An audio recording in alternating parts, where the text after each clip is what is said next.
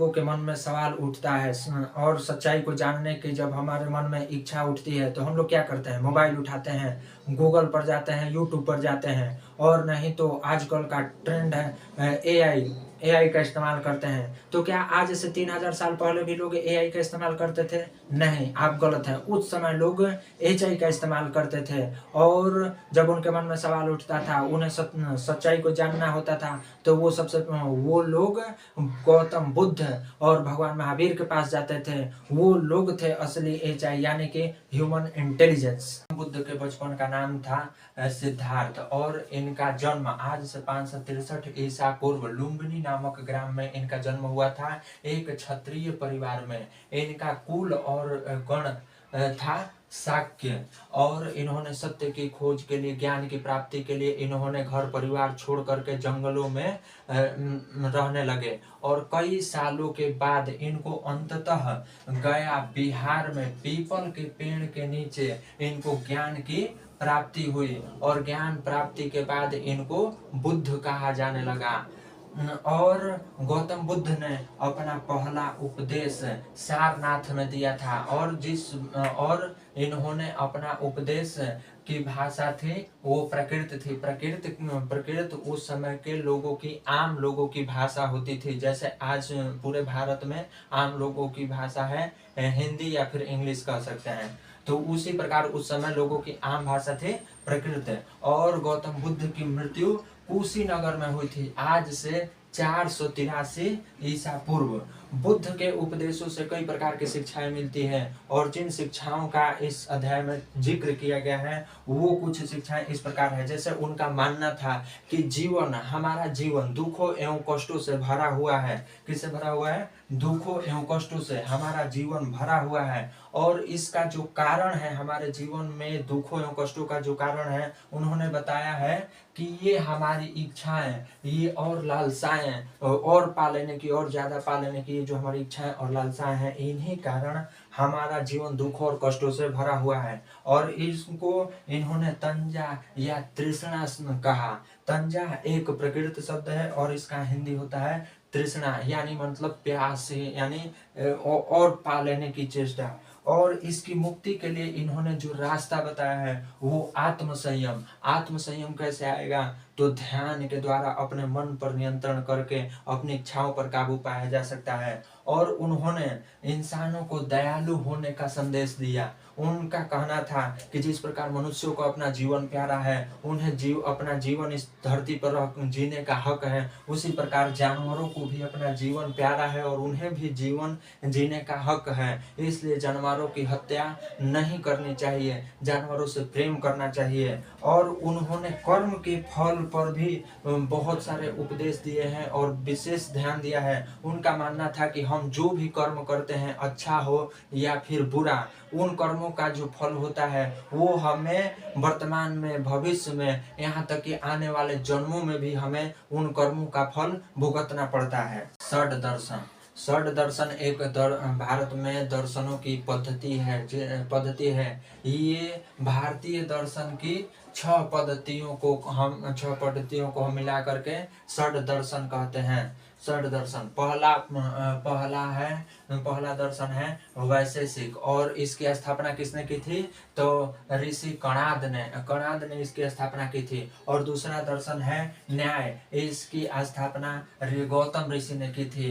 तीसरा दर्शन है योग, इसकी स्थापना पतंजलि ने की थी। और चौथा दर्शन है सांख्य, इसकी स्थापना कपिल ऋषि ने की थी। और पांचवा दर्शन है पूर्व मीमांसा, इसकी स्थापना जैमिनी ने की थी। और छठा दर्शन है वेदांत या फिर उत्तर मीमांसा, इसकी स्थापना व्यास ने की थी। उपनिषद ये उत्तर वैदिक ग्रंथ का हिस्सा है, मतलब कि वैदिक ग्रंथों की रचना के बाद इनकी रचना हुई है। और उपनिषद का जो शाब्दिक अर्थ है, इसका मतलब जो है वो है गुरु के समीप बैठना, गुरु के समीप बैठ करके बातचीत करना, उनसे समझना, सीखना, रखना। गुरु मतलब कि ज्ञानी लोग जितने भी ज्ञानी लोग हो, चाहे साधु ऋषि महर्षि जो भी हो, सभी ज्ञानियों को यहाँ पर गुरु का दर्जा इसमें दिया गया है।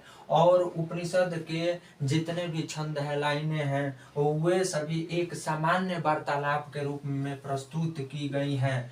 जैसे कि उदाहरण के तौर पर अध्यापक तथा विद्यार्थी के बीच के वार्तालापों को इसमें संकलित किया गया है। और उपनिषद की चर्चाओं में भाग लेने वाले अधिकांशतः पुरुष, ब्राह्मण तथा राजा होते थे, और ये लोग आपस में आत्मा तथा ब्रह्म की सत्यता पर चर्चा करते थे, उनकी सच्चाई पर चर्चा करते थे कि आत्मा है कि नहीं, ब्रह्म है कि नहीं, दोनों एक है या फिर अलग अलग है। इन सभी बातों का वे लोग चर्चा करते थे। और कुछ स्त्री विचारक भी हुई हैं, उपनिषद में इनका जिक्र है, जैसे कि गार्गी, आपाला, घोष, मैत्रेय। ये सभी स्त्री विचारकों ने अपने विचारों से आगे चल के उपनिषदों में अपनी जगह बनाई। इनकी भी विद्वता की इसमें बात की गई है।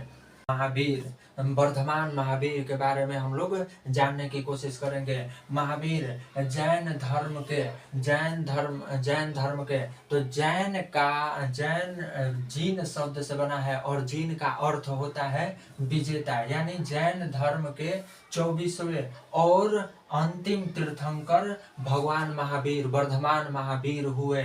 ये वज्जी संघ के थे, और इनका कुल था, इनका लिच्छवी क्षत्रिय, ये क्षत्रिय लिच्छवी कुल के राजकुमार थे। और इन्होंने, भगवान महावीर ने 30 वर्ष की आयु में गृह त्याग कर दिया, घर परिवार को छोड़ दिया, राजपाट को छोड़ करके जंगलों में निकल गए ज्ञान की प्राप्ति के लिए, सत्य की खोज के लिए। और इन्होंने 12 वर्षों तक जंगलों में एकांतवास में कठिन परिश्रम के बाद ध्यान लगाकर इन्होंने ज्ञान की प्राप्ति की। और भगवान महावीर के उपदेशों की जो शिक्षा है वो पहली है कि गृह त्याग। उनका मानना था, उनका कहना था भगवान महावीर का कि किसी भी स्त्री या पुरुष को जिन्हें सत्य की खोज है या फिर ज्ञान प्राप्त करना है, उन्हें सबसे पहला काम करना होगा, उन्हें घर परिवार छोड़ देना होगा, गृह का त्याग करना होगा। और दूसरा है अहिंसा। प्रत्येक मनुष्य को अहिंसक होना चाहिए, उसे किसी भी जीव जंतु के प्रति हत्या या फिर वो द्वेष की भावना नहीं रखना चाहिए। और खास करके जीव हत्या को उन्होंने सख्ती से मना किया, प्रतिबंधित किया। और भगवान महावीर के उपदेशों जिस भाषा में देते थे वो भाषा थी प्रकृत भाषा, जो कि आम लोगों की भाषा थी। इसमें वे अपने सारे उपदेश देते थे। और जैन धर्म का नियम, यानी जैन धर्म के अनुयायियों के लिए बहुत कड़े नियम थे। पहला कि उन्हें भोजन भिक्षाटन के द्वारा, यानी भिक्षा मांग करके ही भोजन करना था। और उनमें ईमानदारी होनी चाहिए, यानी उन्हें किसी चीज को चोरी नहीं करना चाहिए, ना ही किसी चीज के प्रति लालसा जागना चाहिए, चोरी नहीं करना चाहिए, ईमानदार होना चाहिए। और ब्रह्मचर्य का पालन करना होगा, उसे घर परिवार ही रिश्ते नाते किसी भी तरह के लगाव को पूरी तरह से तोड़ देना होगा। यहाँ तक कि वस्त्रों का भी त्याग करना होगा, एकदम नंग धड़ंग रहना होगा। और जैन धर्म के समर्थक, महावीर के जो समर्थक थे उसमें अधिकांशतः व्यापारी लोग ज्यादा होते थे, क्योंकि जैन धर्म के मानने वालों के लिए कुछ शर्तें थी। पहली शर्तें थी ये थी कि उन्हें जीव हत्या नहीं करना है। तो जो किसान थे, मजदूर थे, ये लोग अपने फसलों को बचाने के लिए कीटनाशकों का प्रयोग करते थे, कीड़े मकोड़ों को मारते थे, जंगली जानवरों को मार पीट कर भगाते थे। तो उनके लिए ये पालन करना असंभव था, इसलिए वे इस धर्म के समर्थक नहीं हो सकते थे। जबकि व्यापारी लोग इस शर्त को आसानी से पूरा कर सकते थे। लेकिन फिर भी जो आम लोग थे, कृषक मजदूर थे, वो भगवान महावीर के जो समर्थक थे, उनके विचारों से जो प्रेरित थे, वो उनके भिक्षुओं को अपने स्तर से जितनी सहायता हो सके वो लोग करते थे। और आज तक जितने भी महावीर के उपदेश हैं, कोई लिखित उपदेश नहीं है। लेकिन 1500 आज से 1500 साल पहले ईसा पूर्व गुजरात के वल्लभी नामक स्थान पर एक शिलालेख पर भगवान महावीर के कुछ उपदेशों के साक्ष्य मिले हैं, जिससे हमें पता चलता है कि उनके क्या साक्ष्य थे। और वो साक्ष्य आरंभिक ब्राह्मी लिपि में थे। संघ क्या है? तो बुद्ध तथा महावीर दोनों का ही मानना था कि जिस किसी को भी ज्ञान या फिर सत्य की खोज करनी है तो उन्हें गृह त्याग कर देना चाहिए, घर परिवार को छोड़ देना चाहिए। तो घर परिवार को छोड़ करके सत्य की खोज में निकले हुए लोगों के रहने की जगह को संघ कहा जाता था।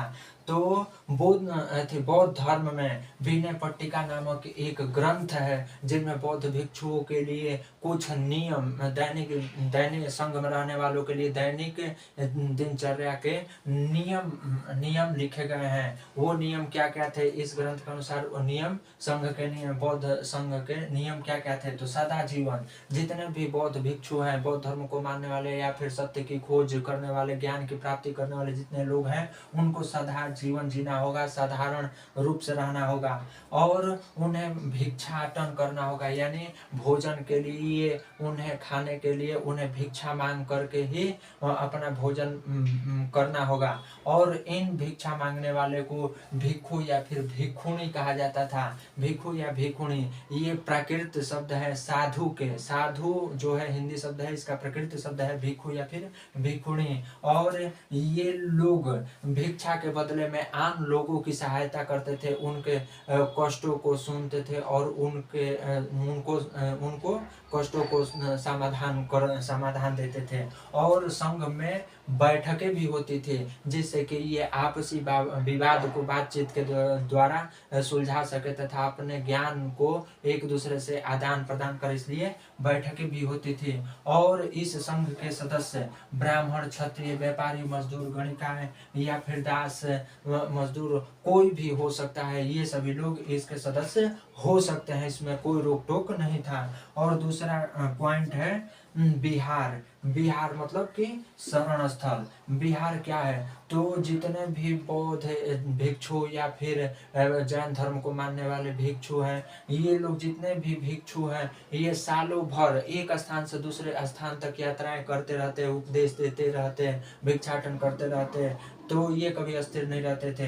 तो इन लोगों को वर्षा के दिनों में यात्राएं करना मुश्किल हो जाता था। तो वर्षा के समय रहने का स्थान बिहार कहलाता था। ये लोग अधिकांशतः प्राकृतिक शरण स्थलियों का उपयोग करते थे, जैसे कि गुफाएं या कंदरा है, तो ये तो पहाड़ों में आसानी से मिल जाएगा, लेकिन मैदानी इलाकों में ये नहीं मिल पाएगा। चूंकि इन लोगों ने गृह त्याग कर दिया है, ब्रह्मचर्य को धारण कर लिया है, रिश्ते नाते तोड़ लिए हैं, तो ये किसी से सहायता ले नहीं सकते, किसी के घर परिवार में रुक नहीं सकते। तो इनके लिए इनके समर्थकों ने विहार बनाना आरंभ कर दिया। बड़े बड़े जमींदार, भूस्वामी जमीन दान देते थे, जिस पर इनके सहायक मिल करके विहार बनाते थे जहां पर ये लोग रह सके। और सबसे पहला जो विहार बना था, यानी आरंभिक विहार लकड़ी का बना